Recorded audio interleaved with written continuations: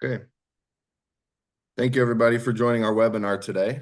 My name is Matthew Clover. I'm the manager of the UPS Ocean Product Marketing, and I'm going to be acting as the moderator and slide master for today's session.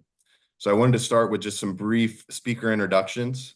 So today, our speakers include Steve McMichael, the Vice President of UPS Global Ocean Freight Services.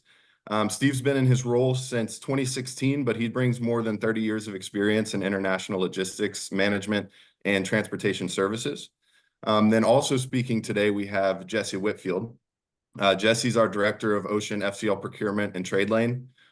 He's also served in his role since 2016, but he's bringing more than 35 years of experience in international supply chain and transportation. So this presentation is for informational purposes only. It does not constitute legal advice. Please consult with your own legal counsel for such advice. Do not rely on this information without performing your own research.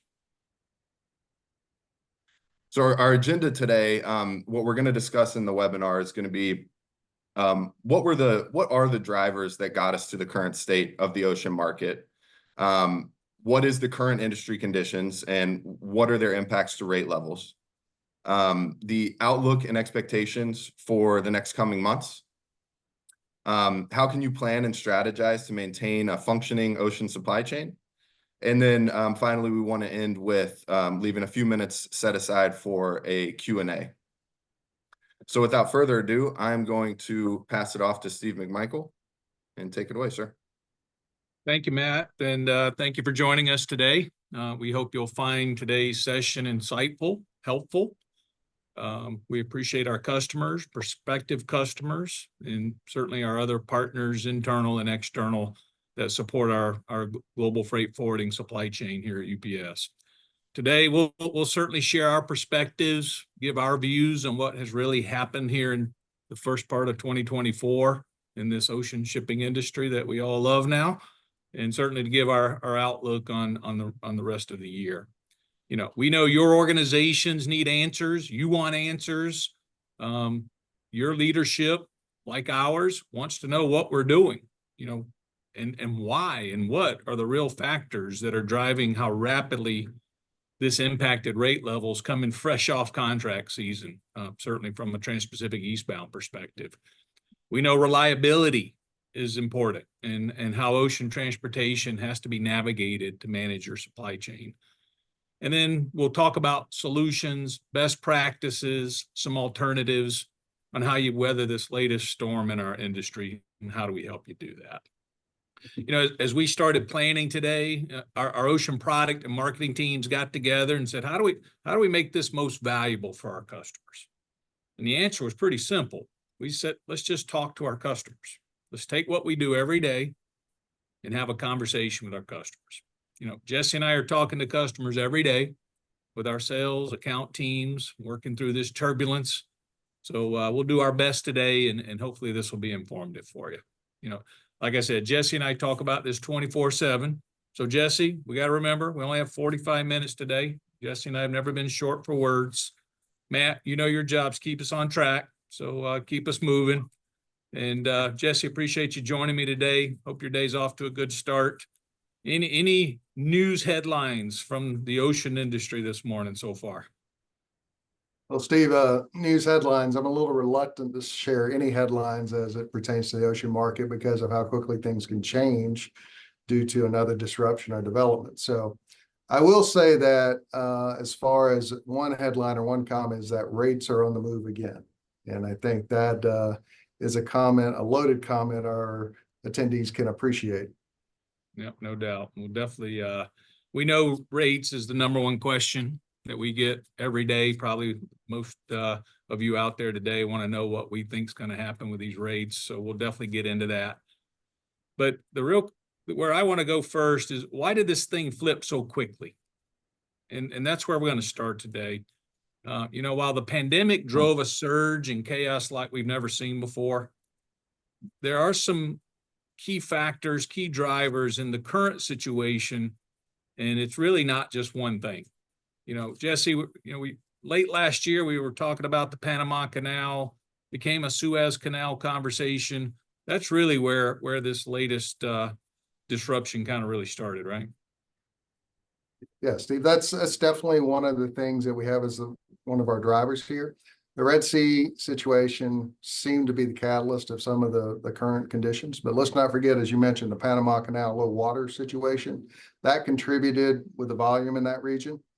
So immediately after contract season for Trans-Pacific last year, the volumes were notably down, as many know, across multiple trade lanes. So then when the Red Sea conflict began, it created a little bit of fear from those past memories with a lot of importers. They recalled about the challenges and the previous disruption. Now that impacted rates. So while we know the geography of that conflict was very specific, you couldn't ignore the impact to overlapping trade lanes of the additional support that's needed to accommodate the change in routings, and not to mention the additional cost to be incurred by the carriers and ultimately by the shippers. So this is where the congestion started building primarily. But even though we haven't been talking about the Red Sea as much as we've talked about rate increases and changes in the market, it's still a very fluid situation. And it's really one of those things that's probably going to have more of a longer term impact. I'll give you an example of a recent story from the AP, and it's regarding the support from the U.S. Navy in the region and the ongoing daily situation. And in that quote, they said, "This is the most intense running sea battle since World War II for the U.S. Navy, with over 7,000 soldiers who've been twice had their deployment extended." That's a very bold statement about what's still going on in the region. So it's definitely something we have to keep an eye on and cannot consider as a contained event. It is more of a long-term impact. And listen, the carriers have already adjusted in many ways, as most of the people attending here today know, but it's going to be something that lives with us for a while. So, and that's probably going to, play into the theme of capacity, which I know you maybe share with us now. Yeah, no doubt, no doubt. And, all we were hearing coming into 24 was about new bills at record levels. New 1.6 million TEUs. Is the demand such that we're truly having a capacity shortage? Now let's look at the facts. Global effective capacity directly resulted from Red Sea diversions had a 9% impact. Estimated reduction to global effective capacity relating to current global port congestion, 6% as reported by the JOC. 30% of global container trade transits through the Suez Canal, right? So we're seeing these canal factors with some of this port congestion that's certainly having an impact. And what's interesting is we've always talked about blank sailings and idle capacity. That is not the situation right now. We're at our lowest percentage of fleet idling since the pandemic congestion. And there is this congestion factor with demand factor, Jesse. So talk a little bit about that. Well, it comes back really to the Red Sea, right? The impact, we will go right back to that. So any change for a carrier in the scope of their service is bound to have some repercussions, which is what we've seen. The Panama Canal diversions coupled with the additional Red Sea activity sent two trade lanes essentially around the Cape of Good Hope at about the same time. So some congestion builds along the route there, quite naturally. Voyages get delayed and returns back to origins, and then blank sailings become the tool that carriers use to get schedule integrity back on track.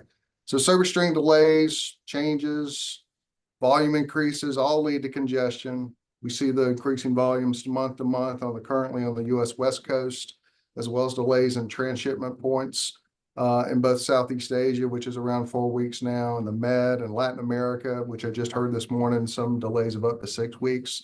So most importantly, let's not forget the impact of the India trade lane, which is so heavily relies on the Red Sea and the transshipment.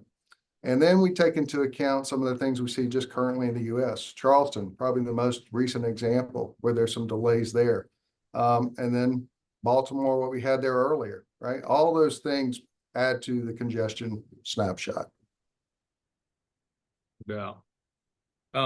There are some external things happening out there too, Jesse, and we know there's a lot of interest on the East Coast situation. Maybe touch on those points a little bit. Yeah, and external factors, I mean, listen, I'll start with a quote most people have heard before. Those who cannot remember the past are condemned to repeat it. That's a very common quote that you've heard over time. About today when we talk about external factors, to the point of having an early peak, why, right? Well, because situations front loading by customers on their inventories because of potential disruption, that disruption potentially because of the labor strike with the ILA, tariffs impending from the Chinese goods, change in our leadership from a political standpoint. All these things add to the conditions where the ocean market, which is already a bit constrained. So it's definitely a mixture of short-term, long-term here on this list. But we did have an early start to peak based on that, which from the external factors and demand, right? That talks about demand. Yeah, and we obviously follow National Retail Federation, a lot of other sources, but there's no doubt we had an earlier peak. The NRF is reporting U.S. import TUs hit their highest level in the last 2 years during these early summer months. For July, we're looking at a 9.9% increase. Outlook still strong in August at 10.7. We think this thing's going to keep rolling into October with volume still very, very strong. So we know this is what our customers are paying attention to and the impact that this early peak might have, and certainly is going to have an impact on where these rates are going next. So Jesse, what are you seeing talking to the carriers and managing this big trade for us? In terms of supply and demand, it's definitely a challenge from allocations with some of the capacity in terms of what we just spoke about with carriers with blank sailings and conditions. But it gets right back to how is this impacting our rate levels? And it really truly is a story of supply and demand, as the slide shows here, right? When we talk about the constraints and the drivers, many of the things we've already mentioned as far as impacting the market, definitely supply and demand are the tides of change in the ocean industry. There are plenty of stats out there that we can talk to in terms of what's going on in particular points there. But, I want to get to some of the actual numbers here. Most of the people here have read the stats for yourselves, but this is a good recap. The result across supply and demand is what we see here on the graph to the right. And this is just a snapshot as we focus primarily on the Trans-Pacific trade, but it's one of the largest trades and the one most people focus on. And here you can see the impact not only to the trade, but the neighboring trade, such as Asia to Europe. So the overall impact is about 117% increase, right? And that's since the end of April, and that's been climbing, right? Ever since the end of contracts and the beginning of new contracts. So no matter what the rates are here, and as we can see, they're pretty high. The key thing here is getting on the vessel, which everyone says is the most important thing to them, right? And rates are important, but we got to get on the vessel. That brings us to carriers' constraints on allocations due to the factors we've discussed, some of their own actions they take through blank sailing, some of the disruptors or the drivers. But that brings us to a point of, how does that play out in the day-to-day customer? Steve, I think you recently had a conversation with a customer. Maybe this is a good time just to share some of your highlights and insights there from that conversation. Yeah, we could talk about partnerships, trusted partners. This customer in particular, managing pretty significant volume, most of which is directly with the carriers. And he's got sales reps on the East Coast, sales reps on the West Coast. Ironically, he's seeing his allocation favored on the West Coast versus East Coast. Now, we might say that's all ILA related. His comment was it was relationship related. And I just think it's part of how we manage through this turbulence, and having your business as name account as part of a portfolio, in our case, and the UPS allocation, because consistency is key in those partnerships. so that we can help navigate the kind of the turbulent waters that we're dealing with. So we'll talk a little bit more about that in a minute. So Jesse, obviously outlook, expectations for the coming months, maybe touch on a couple of the key areas there. Yeah, and I think that's what most people attending today want to know, right? What's this going to look like? So many of you will see some familiar items on here. I go back to my quote previously about the past from a few minutes ago, but I'll preface all these points here with a statement. If demand stays the same or increases, these are some of the things we can look to, right? So let's start with just the surge in volume and how that looks, right? We know what we've seen before in the past, and as we talk about the West Coast being the most obvious in the U.S. from a Trans-Pacific standpoint, you'll see potentially some of the same things we've seen before, right? From berthing delays to delays with truckers or shortages on trucks or chassis, all the way to the rail system. And I will say this is that even though we experienced some of those things in the past, in the last couple of years since that time, there have been many adjustments by both the port, truckers, rail, chassis providers. So I'll go ahead and mention that. Nevertheless, it could occur. And when we talk about from the West Coast and entry, now we talk about the rail. We saw this before back during the pandemic where we had increased dwell times. We had rail car shortages, train delays. I mean, those things can still happen. Even though there have been some advancements by the rail providers, they're still challenged with volume as it comes in and also with their own, daily operations between ramp points, right? Which leads us really to the discussion of shortages as it turns to equipment and imbalances. We talk about the ocean carriers and when something changes your service level and where that creates a potential imbalance of equipment at the origin. And so they take blank sailings to help reposition that equipment. And then they also become a little reluctant to service those lanes where those containers get used, especially if there's an imbalance. We saw that during the pandemic with IPI points in the US. And that could occur again if we see, an uptick in more volume, and which leads really to what are the potential, what are the alternatives, right? And quite naturally, one of the things we have is extra loaders and premium services. I know, Steve, you remember that word premium from a few years ago. Definitely not something our customers like to hear, definitely something we didn't like to hear, but it was a result of the market. And it's still something that lingers out there in the market, right? It is expensive. And we put that as the very first thing here, even on this slide, because we all know what the impact of those additional costs. Every CFO who may be attending this call knows how it impacted your business. And it's still lingering in some companies, right? And that's why carriers will have an ad hoc deployment to help alleviate some of the volume, right?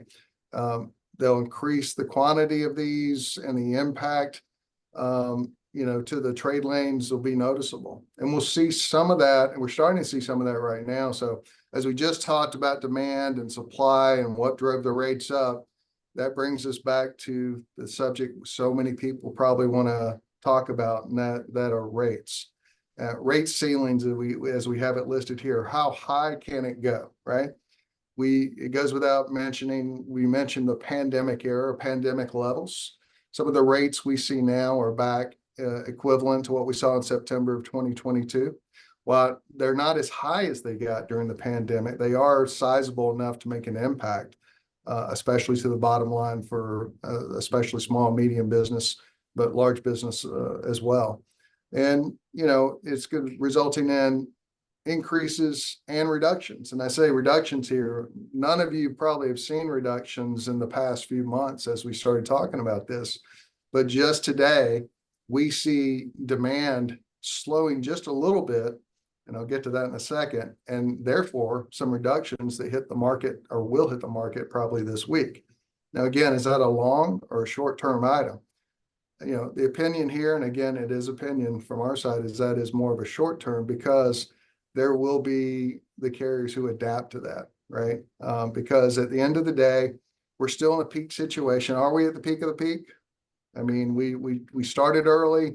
Peak is where we're at. How long will peak last? I mean, indications that we hear from some retailers, from some of our importers, and just looking at demand as we see it through our pipeline, show us that we still have a lot to go into the month of August.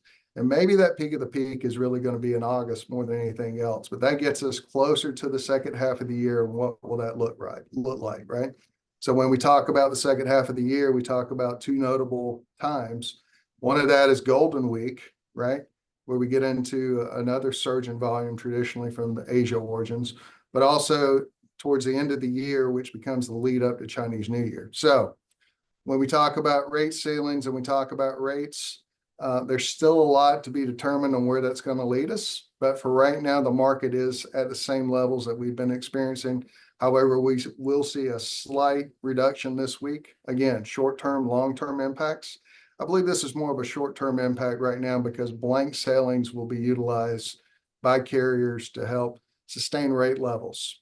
So having said that, the question is, Steve, when we get back, where do we go here from this outlook and expectations? What are some of the things that we can do? Yeah. Yeah, and maybe we finish up here. Best practices in maintaining a functioning supply chain. We look at 5 areas of focus, and I'll come back to that consistency, trusted partnership being so important. Rates and allocation. That's what drives the attention, the operational focus. And there's something really important as we start this discussion about fall down avoidance. Jesse, speak a little bit about that and how important that is. That's definitely important. When we say fall down, I mean the market and how it's been, or how shippers have reacted with some of the higher rates is, for lack of a better term, play in the market. We do have a lot of customers who like to, just like any other consumer, like we may as well, go and look at the different price points in the market. Unfortunately, a lot of times they hedge a little bit to try to cover their volume across several different areas. And as a result, there's a fall down if customers cancel those bookings. And that's a big deal, right? That leads us back to some of the pains that we all experience, right? Especially when you have a cancellation and it's volume that we have with a carrier and there's a cancellation. Hey, that not only impacts our relationship with the carrier, it impacts future allocation for you on booking, right? Because it is a planning stage for them. It is a planning stage for us. So we have to be careful when it comes to fall down. It comes back to what you said before, Steve, good partnership.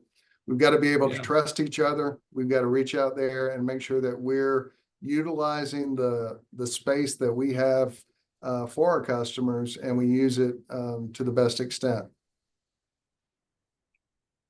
Yeah, again, that links back to forecast. All right, as we talk to our product and operational partners around the globe, it is so critical to provide carrier, your forwarding partner, some level of forecast and advanced bookings. We're certainly seeing 3 to 4 weeks best practice, but if you're 5 or 6, that's even better, and leading you to making sure you get that allocation from your partner. We talk about purchase orders in advance. I think it's still underestimated, and let your partners do some of that advanced booking for you. We've got the supplier management program where we get POs from customers 90, 180 days in advance, and let us be a part of that booking process early on. Let us be proactive with your shippers and help us build that forecast. We think that's part of the balancing act when you have these allocation challenges out there. One thing's for sure, our operators know their customers. They know your shippers. And I would put our team against the best out there. Let us get to know your shippers, the manufacturers. That is absolutely part of building that consistency and trusted partnership through those relationships. Jesse, how about, act intentionally, proactive tips? What's some thoughts from there? Yeah, and Steve, that leads back to what you just mentioned, right? And we mentioned UPS supplier management, PO management, getting your forecasts, right? Having that visibility and that knowledge at your fingertips really helps customers to not panic, right? You've heard the statement, keep calm, right? Keep calm and, control your bookings, control your supply chain. So when we talk about not panicking, that's what leads, again, it's one of the drivers actually that can lead to some of the situations that we're experiencing. So we have to look at what it means to not panic. So one of the things customers can do is start having a more frequent reassessment of your supply chain. Maybe you don't look at it as often as you look at other things, but I think from a supply chain, over the last few years, it's become more common term than any of us ever thought, except for those of us who are in the industry, right? Supply chain is across everywhere. It's the talk of the town, right? So talk about more, reassess the supply chain, look at your inventory and your orders and think about what's the most important, what's the most urgent, identify those, and then consider the alternate solutions that come. If something were to be delayed, how would you do that?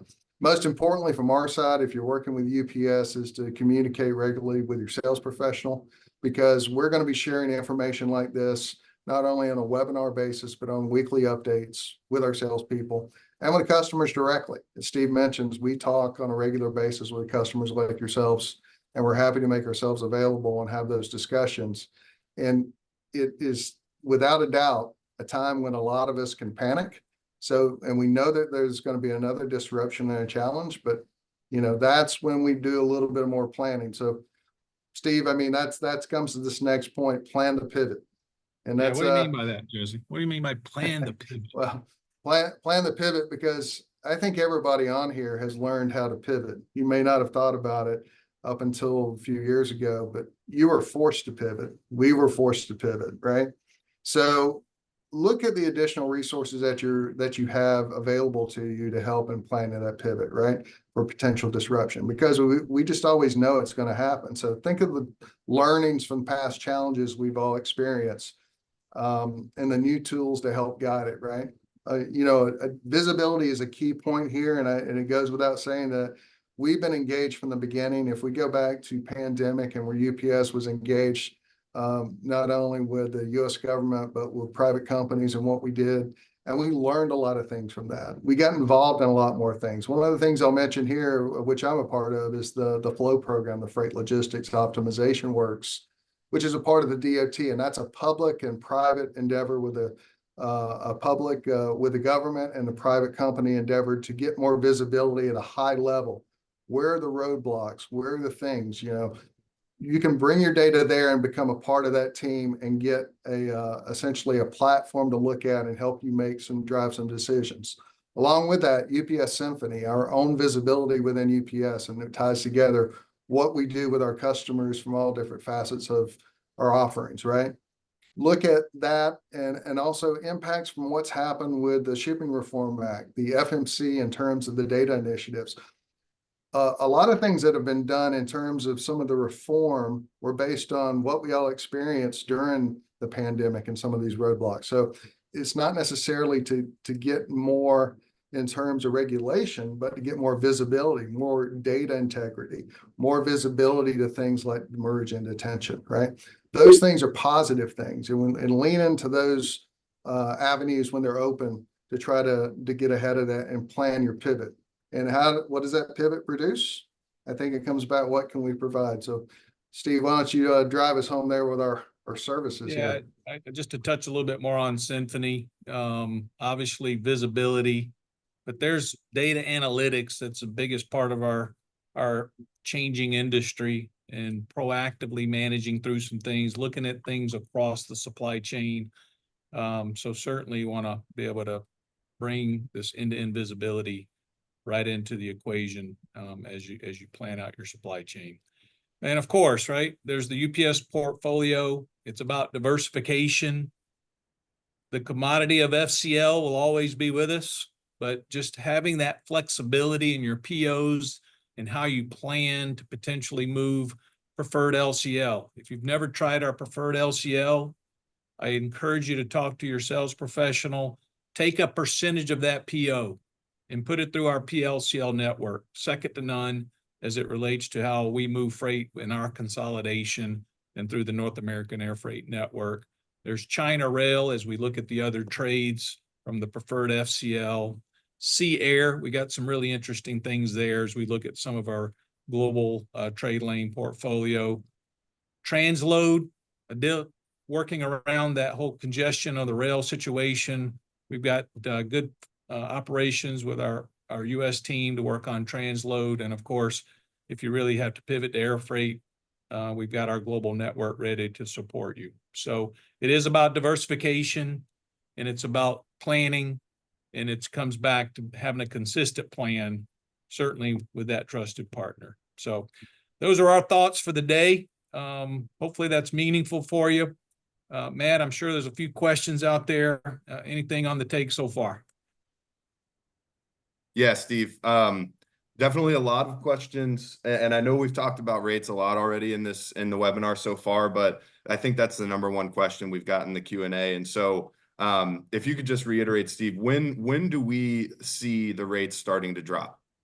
Yeah, Jesse alluded to it a little bit. I think we'll see some decline this week. There's been this traditional 2-week GRI PSS happening over the last several weeks.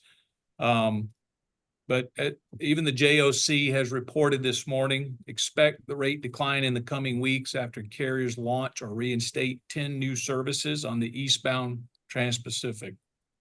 As we look a little bit further ahead, Drury is forecasting about 9% decline in Q4 versus a Q3 average market rate in key east-west trades. So that's Trans-Pacific, Europe, Far East, and transatlantic. So we do think that we may have hit a peak here, but as Jesse said earlier, there's always that ebb and flow.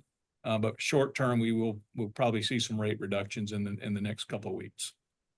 Yeah, and actually, I'd just add what Steve said. This week is really where that rate reduction will hit. Now, as it pertains to the weeks to come, right?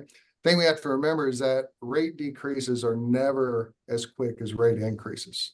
So keep that thought in your mind, because a lot of people say, well, if it went up $2,000 in 2 weeks, it can come down $2,000 in 2 weeks. And that's not necessarily the case. We've seen that and how that works within the market and the industry, and it's not going to be that. So we will take whatever reductions we get, as we mentioned, that will happen this week.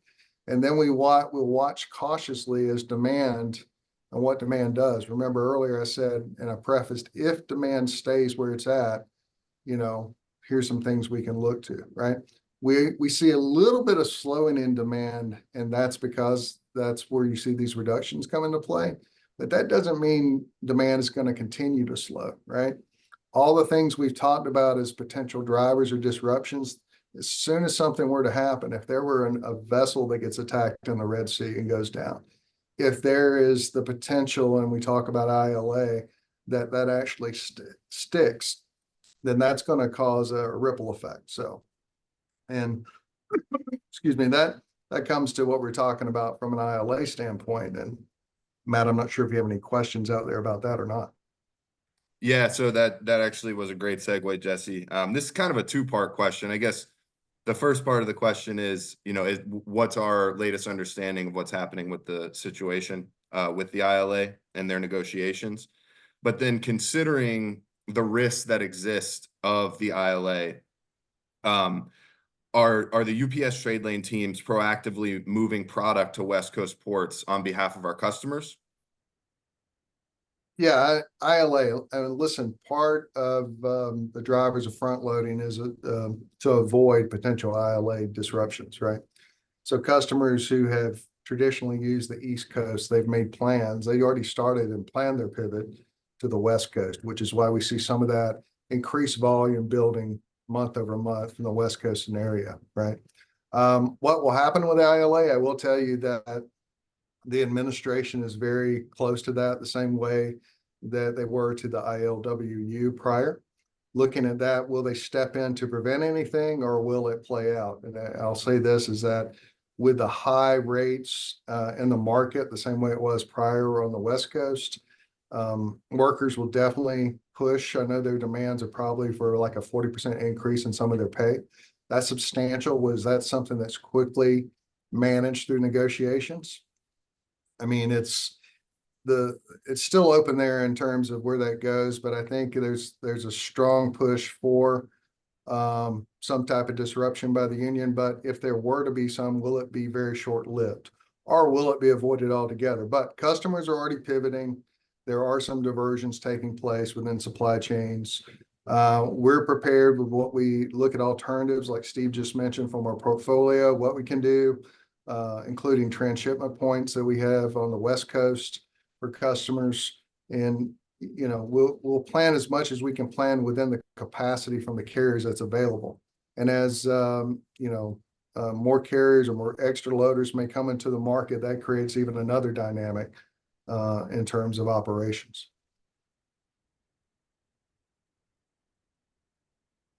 Thank you, Jesse. Any other questions, Matt? Yeah, I think we've got time for one, maybe two more, Steve. There's one question about the West Coast ports, and you know, we're talking about extra loaders, and we're seeing some intra-Asia carriers are making a return to the Trans-Pacific market. What impact does that have on the West Coast ports? I mean, there's only so much available space and berths for unloading these vessels. Yeah, definitely. I know Steve remembers this, right? When a few years back, Steve was involved with the supply chain task force as we got engaged with the government, and he was out there on the West Coast and saw how things were going. And I will say this, working with these guys in terms of like the flow program and the task force, there have been a lot of changes made in the West Coast ports in terms of anticipation of this happening again. It still doesn't take it away from the volume and the impact coming in and making sure the planning's there, but there is a lot better of a process in place.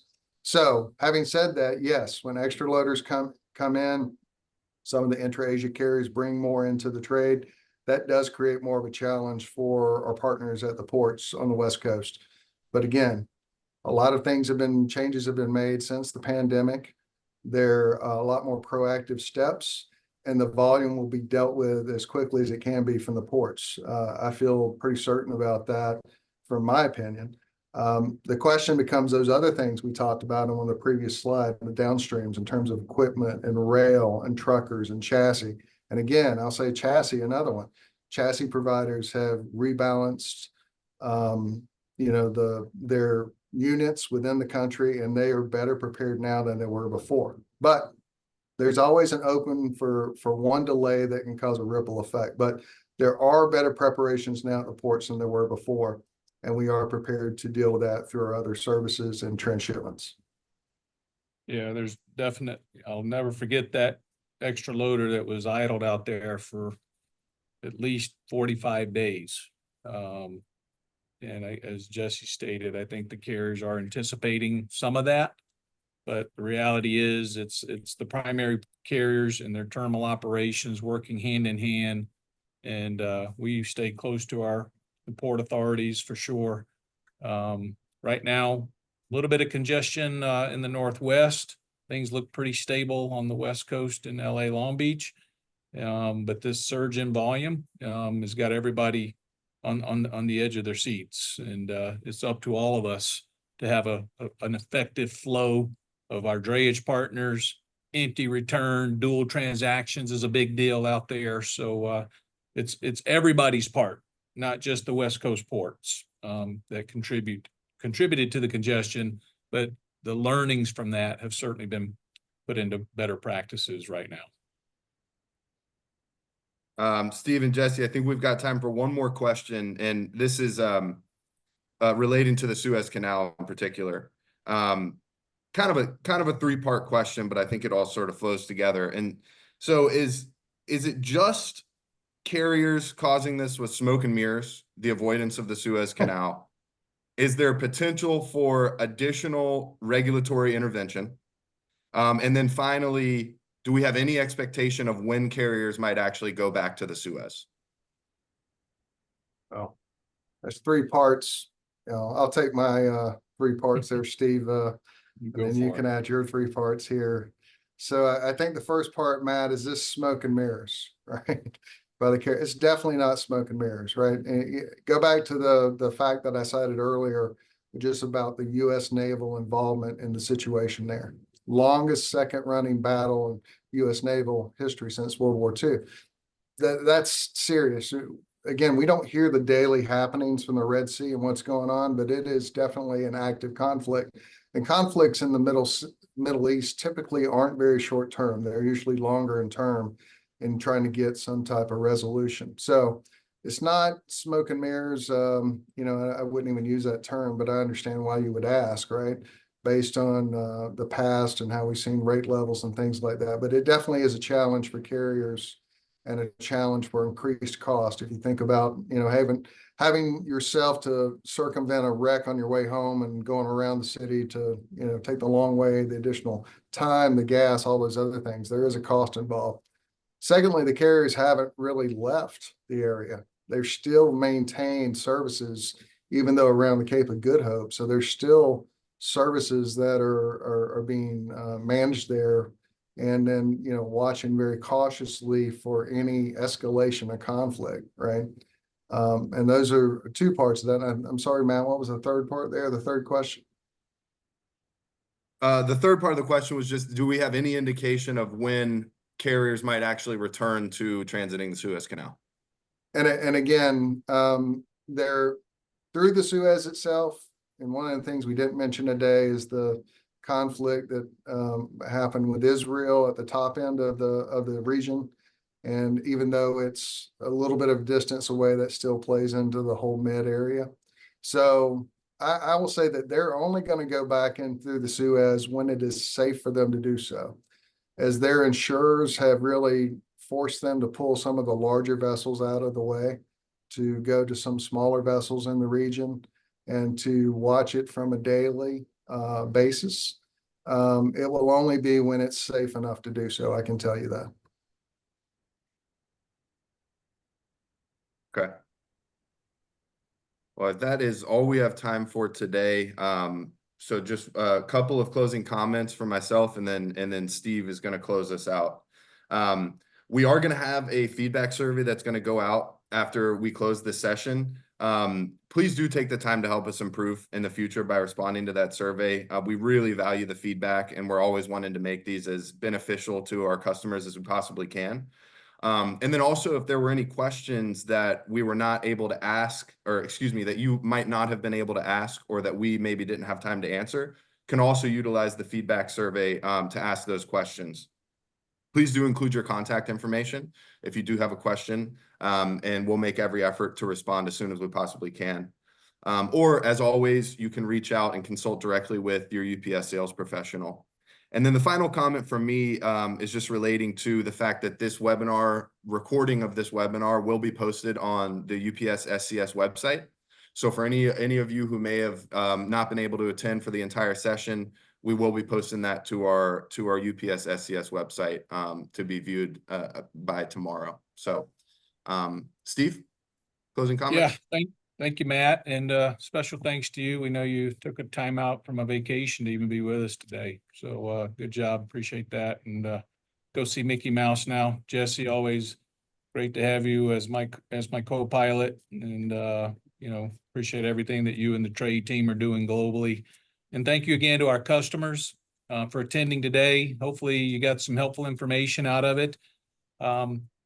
As we've stated a couple of times, lean into your sales professionals. We're providing content. We're inviting advice and for them all the time.